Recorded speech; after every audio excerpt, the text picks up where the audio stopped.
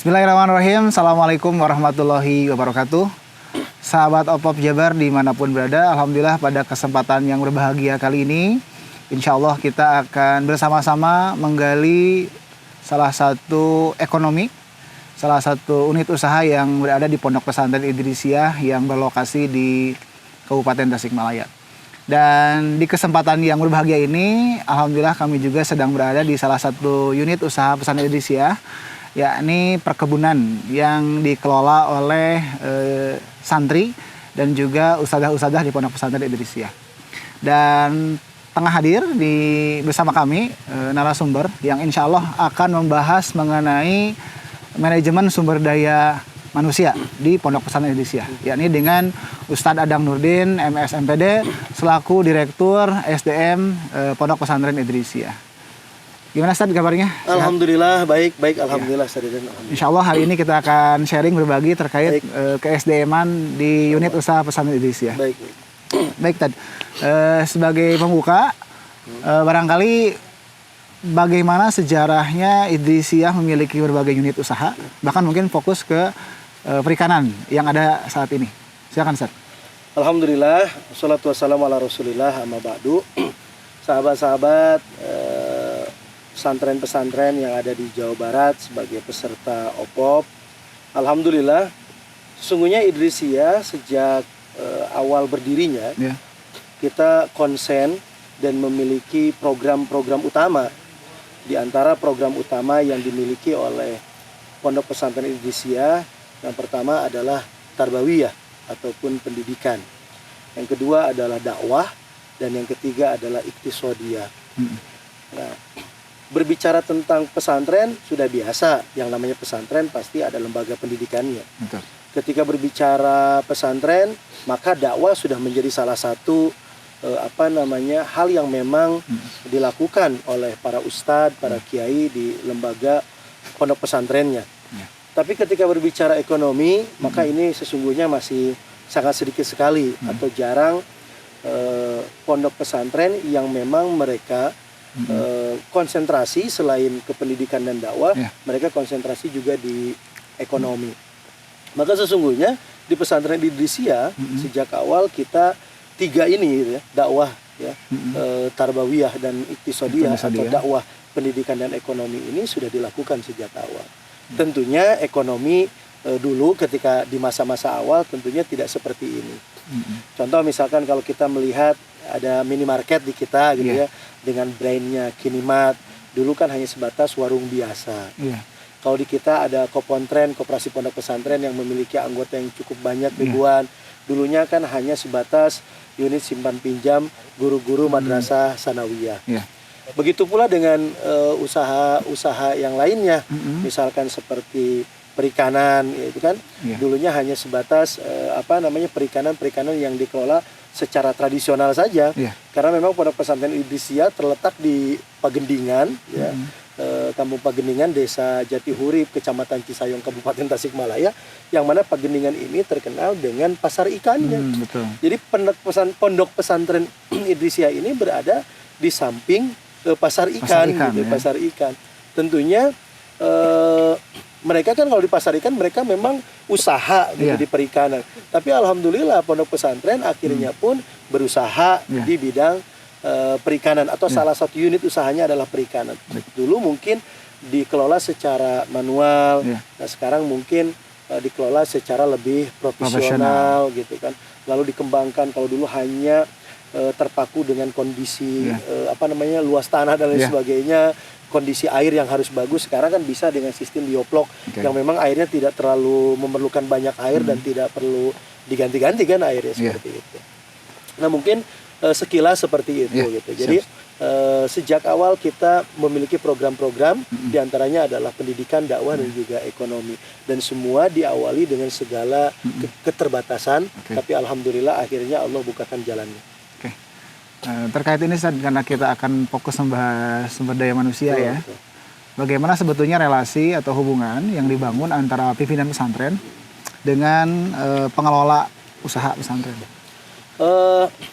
Semua unit-unit usaha sesungguhnya dikelola oleh jamaah dan juga oleh santri, gitu kan.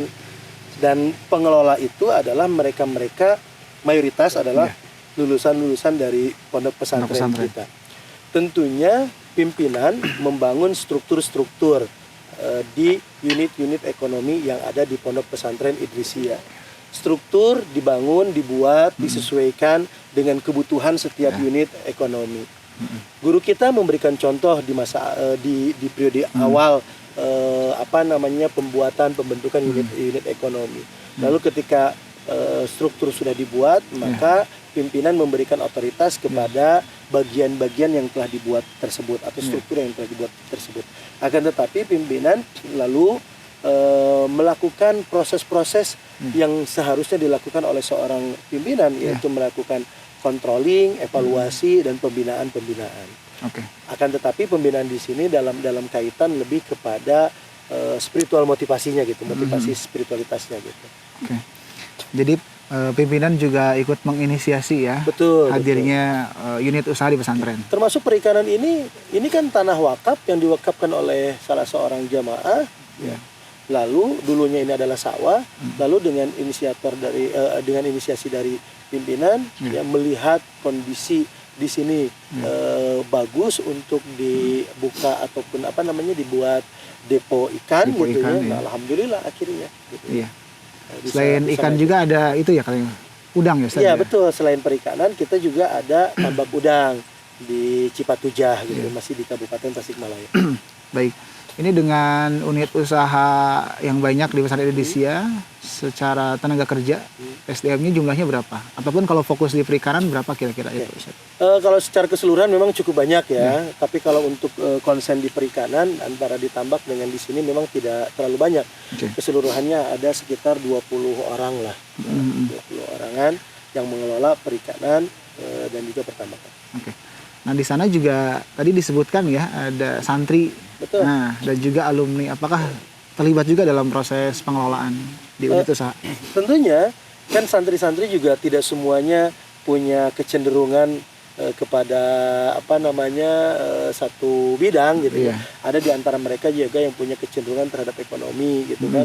Nah, maka menjadi penting sebagai tambahan keilmuan, pengetahuan dan pengalaman bagi para santri, maka ada yang magang lah istilahnya ya, atau berkhidmah di unit-unit usaha milik pondok pesantren.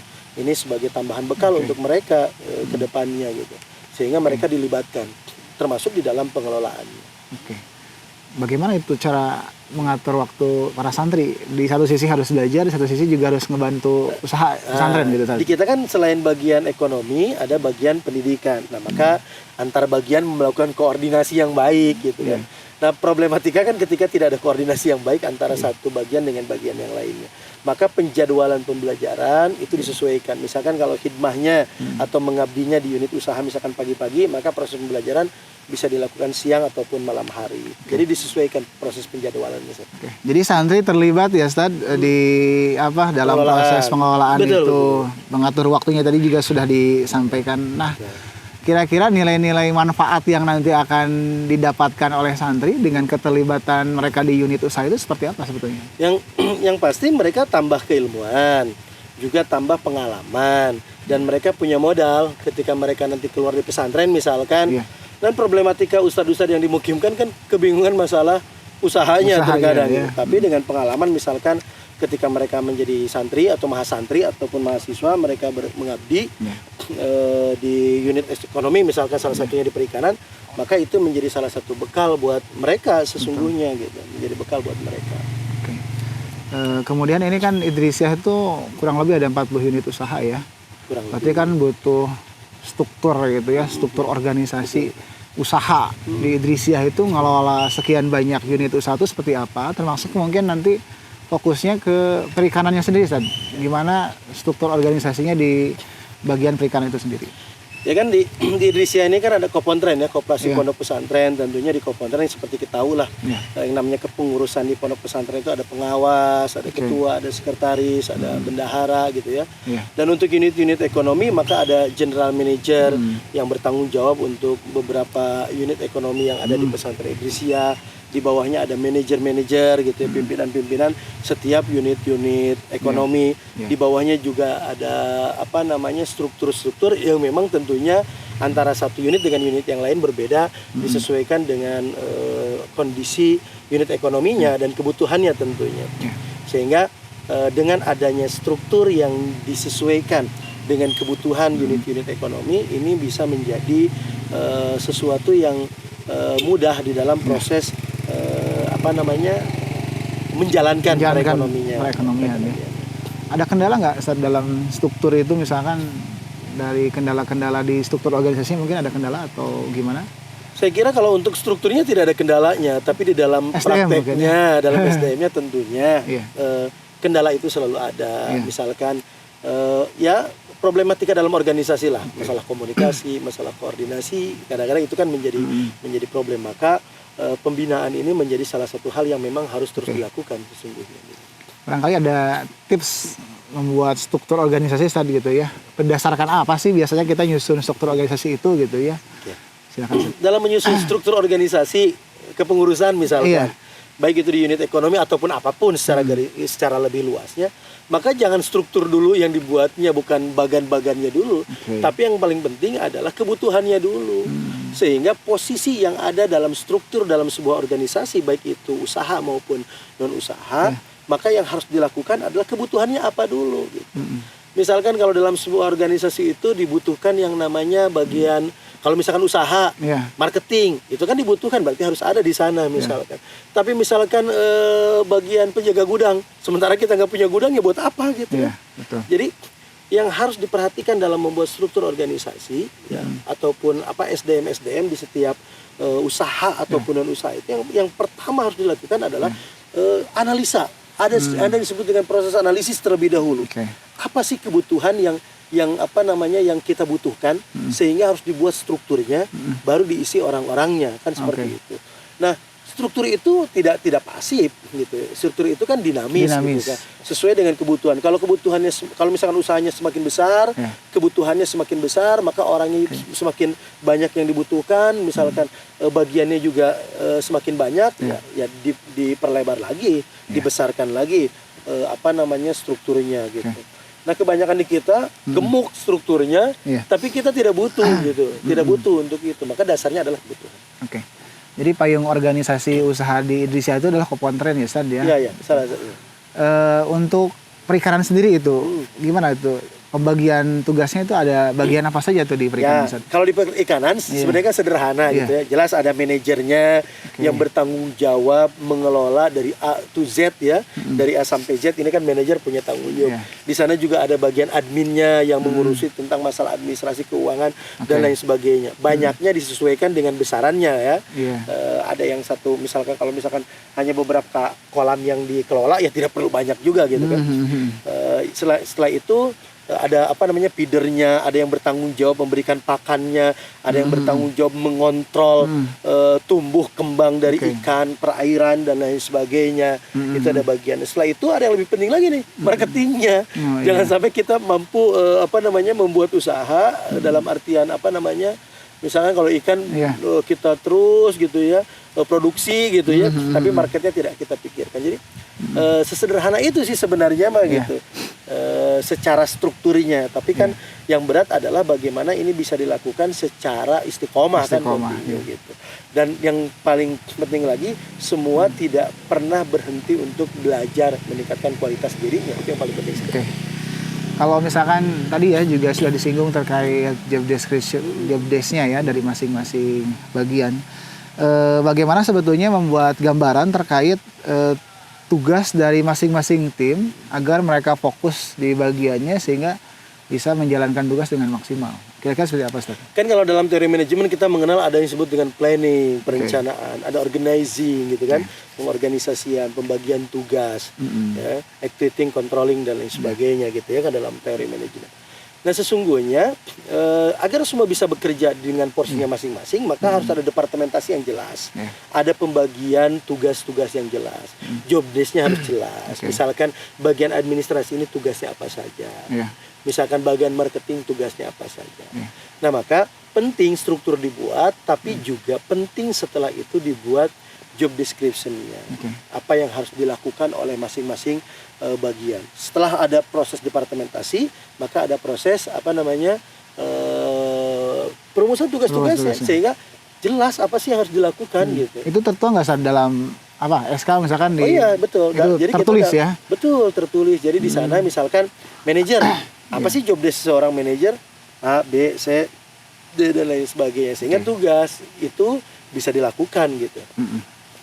Kalau misalkan di salah satu unit usaha ataupun kita di perikanan gitu ya, membutuhkan orang yang ternyata SDM itu di internal santri dan alumni itu tidak ada. Apakah di Idrisiyah juga ada semacam proses rekrutmen bagi karyawan misalkan seperti itu? Ya jelas, kita mengadakan open rekrutmen, apalagi untuk tenaga-tenaga ahli yang memang belum dimiliki oleh kita gitu. Maka adakan open rekrutmen, kita mengambil. Tapi ketika dalam proses open rekrutmen ada tahapan-tahapan, ada wawancara, ada orientasi hidmah, sehingga mereka ketika masuk ke pesantren ini nilainya orientasinya bukan hanya sebatas bekerja mencari profit oriented, tapi lebih daripada itu mereka ada niatan khidmah gitu ya, melayani dan mengabdi di dalam agama Allah kan gitu.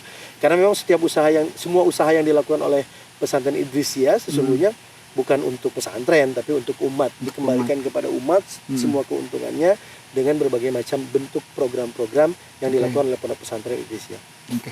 Nah, dalam proses rekrutmen itu Idrisiyah itu indikator-indikator untuk karyawan yang dibutuhkan itu memprioritaskan kepada hal apa saja Ustaz biasanya?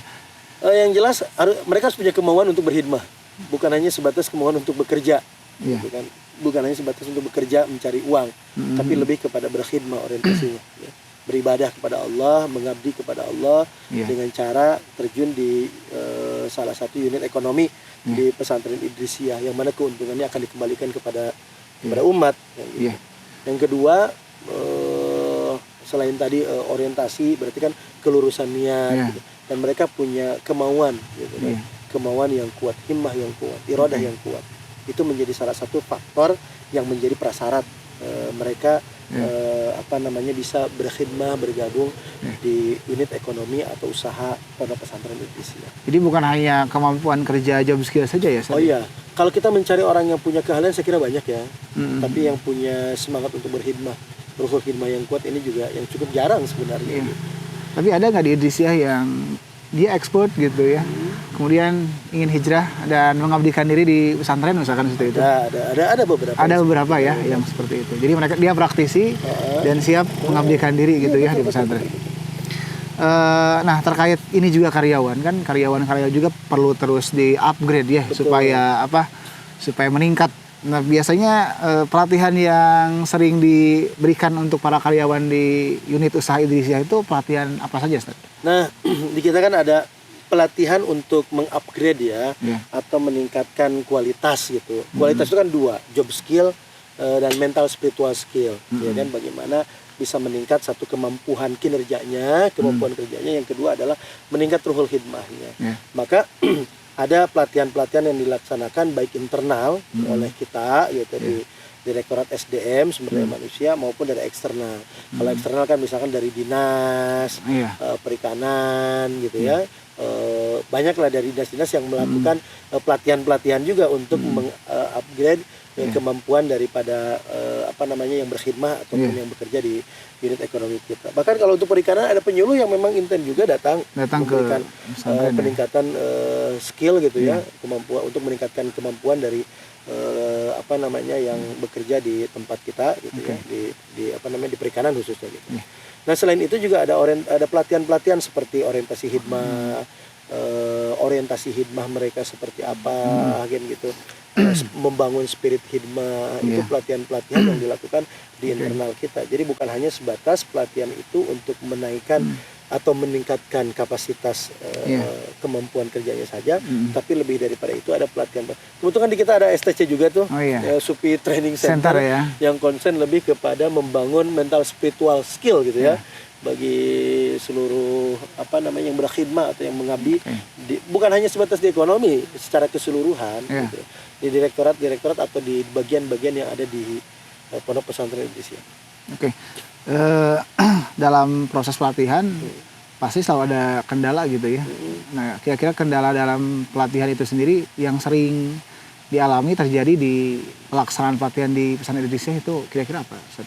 Saya kira bukan dalam pelatihannya gitu ya, Iya. tapi yang kita dapatkan problematika ketika mereka bekerja di unit-unit ekonominya gitu Oh, ya. iya.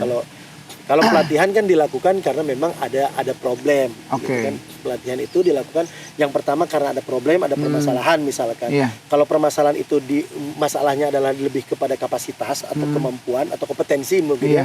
maka pelatihannya lebih kepada job skill gitu kan.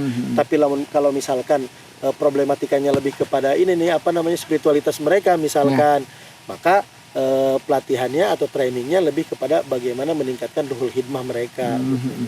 Permasalahan-permasalahannya ya berbeda-beda tentunya. Ada masalah kemampuan kinerja, maka ini di-upgrade dengan pelatihan-pelatihan untuk meningkatkan kompetensi mereka. Kalau masalahnya misalkan kan suka ada aja yang namanya juga banyak orang dengan latar belakang yang berbeda, masalah koordinasi, masalah komunikasi gitu kan, masalah keikhlasan di dalam bekerja. Nah, itu mungkin lebih kepada peningkatan mental spiritual skillnya. Jadi ada pelatihan yang memang dikelola oleh internal Betul. pesantren ya. Ada juga yang mengundang dari dinas-dinas terkait gitu ya. Ya, bukan hanya mengundang, tapi kita juga ikut serta. Ikut serta, karena ya. dinas juga ada mengadakan pelatihan-pelatihan misalnya. Iya, itu programnya dalam setahun bisa interval berapa kali, Ustaz? Kalau di dinas saya kira sesuai program mereka ya. Iya. Kita juga tidak tahu berapa Iya. kalinya, tapi mungkin ada dalam setahun itu beberapa kali lah. Iya. Kalau yang internal sendiri itu rutin mungkin ya? Kalau di internal ada pembinaan yang sifatnya rutin, Iya. ada ada yang mingguan, ada yang bulanan, itu terus rutin dilakukan. Oke, sekarang terkait tadi kan sudah dijelaskan strukturnya, job desk-nya juga gitu ya. Nah, apakah terkait kompensasi atau ujroh, bagaimana pengelolaan itu di pesantren Idrisiyah? Ya, untuk ujroh kita sesuaikan gitu kan. Kita sesuaikan berdasarkan kualifikasi daripada SDM yang ada gitu ya. Dan dengan kemampuan yang kita mampu tentunya. Tapi kita yang pasti unit-unit usaha ini dibangun, salah satunya juga yang kita pikirkan dalam mengembangkan unit usaha adalah kesejahteraan dari berkhidmat ataupun karyawan. Akan tetapi juga tidak terlalu berlebihan, ya, tidak terlalu berlebihan. Karena tetap prioritas keumatan juga menjadi salah satu yang utama juga gitu. Yang jelas ya kalau misalkan untuk yang tenaga profesional ya diberikan ujroh secara profesional. Kalau santri kan itu mereka dalam tahap belajar ya, apa sama juga atau? Ya mereka diberikan misalkan selama mereka mondok, selama mereka kuliah di Mahad Ali, selama mereka kuliah di STA Idrisiyah misalkan di internal, mereka dibebaskan untuk biaya perkuliahannya, terus kebutuhan kesehariannya juga dipenuhi, diperhatikan, termasuk masalah makan dan lain sebagainya. Gitu. Jadi kalau santri mah lebih ke kebutuhan mereka apa gitu ya, beasiswa pendidikan gitu ya dan lain sebagainya. Kan terkadang kan di pesantren itu ada istilah apa ya? Kemenag itu logonya ikhlas beramal ya Ustaz. Nah kalau dikaitkan kompensasi dengan konteks itu seperti apa Ustaz? Ya kan ikhlas itu kan bukan berarti nol. Ikhlas itu adalah memurnikan hati ketika kita beribadah kepada Allah. Tujuannya adalah mencari ridho Allah. Tidak tercampuri dengan motivasi hawa nafsu. Atau dorongan serta keinginan hawa nafsu kita. Itu kan ikhlas. Kayak air bening lah ya. Air yang bening itu kan, nah ikhlas itu bening gitu. Air itu bening karena memang tidak tercampuri dengan apapun gitu. Kalau kecampur kopi kan jadi hitam gitu ya, kalau kopinya kopi hitam. Kalau kecampur susu kan jadi putih kalau kalau susunya yang putih gitu. Nah ikhlas itu seperti itu gitu. Ikhlas itu adalah setiap orang yang berkhidmat dia harus meluruskan niatnya ikhlas kepada Allah. Tapi bukan berarti stakeholder yang punya otoritas untuk memberikan kebijakan termasuk di dalam masalah ujroh ataupun ihsannya itu tidak memikirkan. Nah tetap itu menjadi prioritas dipikirkan. Jadi yang berkhidmah mereka lurus karena Allah. Nah bagian-bagian yang punya kewenangan di sana memikirkan ujroh dari setiap yang berkhidmah. Gitu. Jadi haknya mereka dapatkan, kewajibannya juga dituntut gitu ya, seperti itu. Haknya mereka lakukan, kita penuhi, tapi kewajiban mereka juga mereka berikan kepada kita. Nah ini terkait tadi kan dari sekian banyak unit usaha, kan yang paling penting human orang-orangnya ya. Betul. Manusia itu kan terkadang naik turun, Ustaz. Betul. Bagaimana nih pesantren memotivasi lah gitu ya supaya istiqomah gitu ya berkhidmah di unit usaha pesantren. Makanya kan di sini proses pembinaan. Di kita kan makanya ada Direktorat SDMU gitu ya, atau bagian sumber daya manusia dan umum yang tugasnya adalah satu mengurusi tentang masalah pengadministrasian kekaryawanan gitu ya secara keseluruhan. Selain itu juga punya tugas apa? Melakukan proses pembinaan. Dan pembinaan itu harus dilakukan secara berjenjang, kontinu gitu kan. Atasan juga memberikan pembinaan kepada bawahannya terus semuanya. Jadi intinya semua punya tanggung jawab. Semua punya tanggung jawab. Dan manusia itu kan punya peluang untuk salah dan lupa, maka harus terus diingatkan gitu. Maka ada dalam pola manajemen di kita ada tanggung jawab atasan melakukan controlling dan evaluasi kepada bawahannya secara langsung. Nah, bentuk-bentuk motivasi itu mungkin tadi ada yang bersifat general ya, pembinaan secara umum gitu. Kalau direct misalkan ke personal gitu ya, yang terindikasi misalkan, oh ini lagi melemah nih satu orang gitu. Proses approach-nya atau pendekatannya gimana memotivasi orang itu kan? Jadi kita kan ada ya ketika misalkan naik turun kan yang namanya semangat orang. Makanya reward dan punishment di kita juga ada, gitu, ada reward-nya bagi mereka yang semangat. Kalau di pendidikan guru yang terbaik misalkan setiap bulannya ada reward, di ekonomi juga diberikan reward gitu ya. Bahasa bonus masa terlalu ini gitu ya, tapi ada apa namanya ya Pangbibita lah ya. Nggak pangbibita juga, tapi itu diberikan karena memang prestasi mereka gitu, mereka. Punishmentnya juga ada.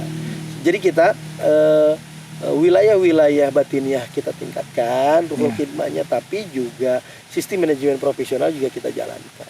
Jadi kalau misalkan ada yang malas ya ada peneguran, ada peringatan, tapi dengan cara-cara yang arif dan bijaksana tentunya. Gitu ya.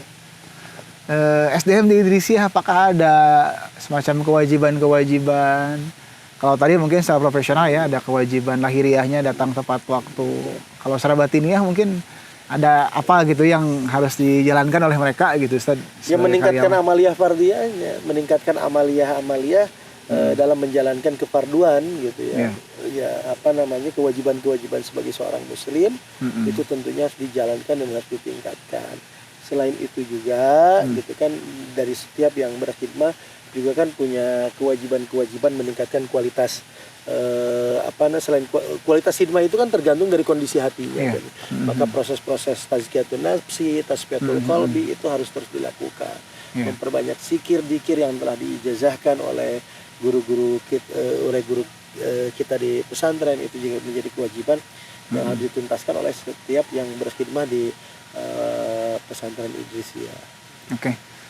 Apakah pernah pada suatu hari misalkan gitu ya seluruh karyawan dikumpulkan kemudian dimotivasi langsung oleh pimpinan secara menyeluruh misalkan? Ya ada.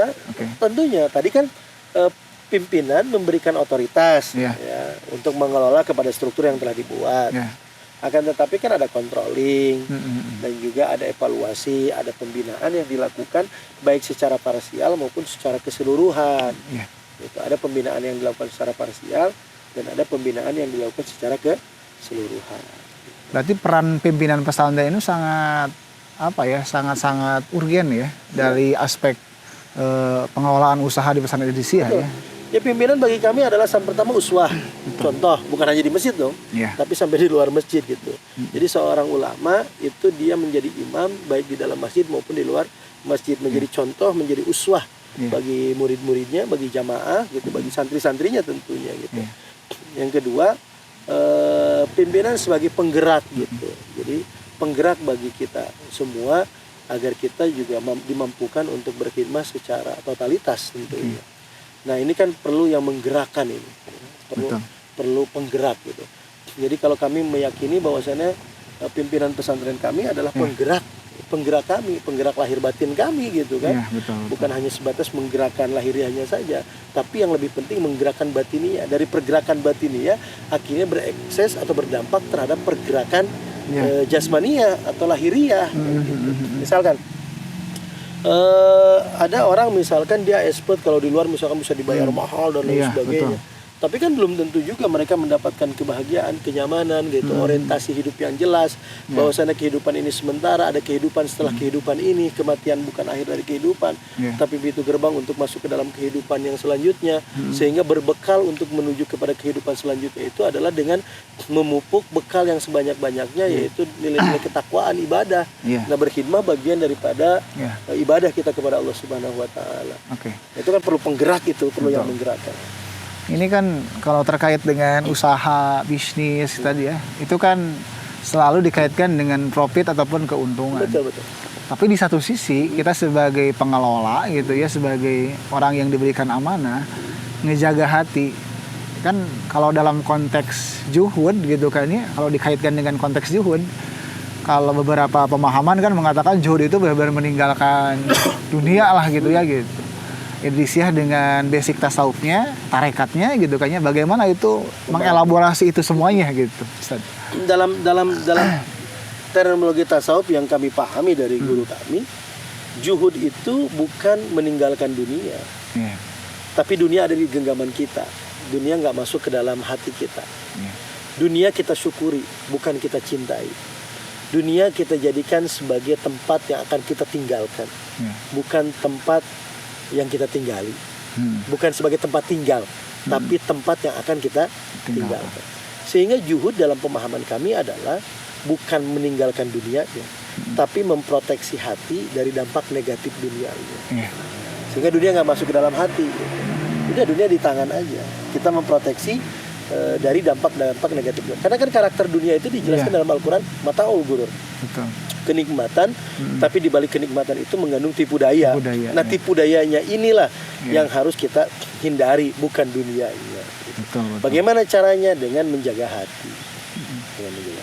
Jadi konteks menjaga hati ini menjadi rumusan ya, kayaknya rumusan yang memang harus dijadikan satu skala prioritas ya bagi SDM. Karena mungkin SDM yang baik itu tergantung bagaimana hatinya. Ya, mungkin betul, seperti itu ya. Karena gerak-gerik manusia kan tergantung hatinya, baik dan buruk manusia tergantung. Apalagi nih megang uang gitu ya, baik dan buruknya hati. Megang uang segala macam, butuh proteksi. Apalagi yang di ekonomi tinggi, ya? kan kita bergelut dengan masalah uang. Gitu. Nah, kalau misalkan hatinya tidak terjaga, ya bahayalah gitu kalau hatinya nggak terjaga. Gitu. Jadi Idrisiyah memandang zuhud itu bukan meninggalkan dunia ya? Bukan, tapi menjaga hati dari dampak negatif dunia. Proses sosialisasi itu ke para pengelola itu gimana kan? Sampai kan namanya hati bolak-balik gitu ya. Itu ada kewajiban-kewajiban apa atau misalkan gitu. Nah, makanya tadi pembinaan dilakukan secara rutin. Guru kami senantiasa memberikan pembinaan kepada seluruh karyawan juga rutin. Ada kajian keislaman yang rutin. Itu harus diikuti ya. Harus diikuti oleh semuanya. Ada riyadhahan, kalau di pesantren udah biasa ya, riyadhah. Kalau di kita namanya zikir mahsus ya. Selain itu juga ada tugas-tugas yang memang harus dilakukan oleh setiap karyawan di kita. Ijazah yang telah diijazahkan oleh guru kita bagi seluruh yang berkhidmah itu harus dilakukan gitu. Misalkan dalam zikirnya, auratnya, doa dan lain sebagainya. Tapi wirid itu sebagai proteksi diri ya, bukan sebagai wirid-wirid yang biar sukses gitu usaha gitu. Ini kan ada yang lucu dari dulu peserta-peserta OPOP sebelumnya.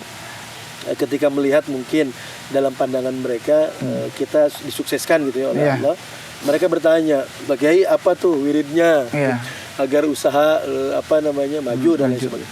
Kan kalau wirid itu, zikir itu sesuatu yang diperintahkan oleh Allah, fadzikuruni azkurukum.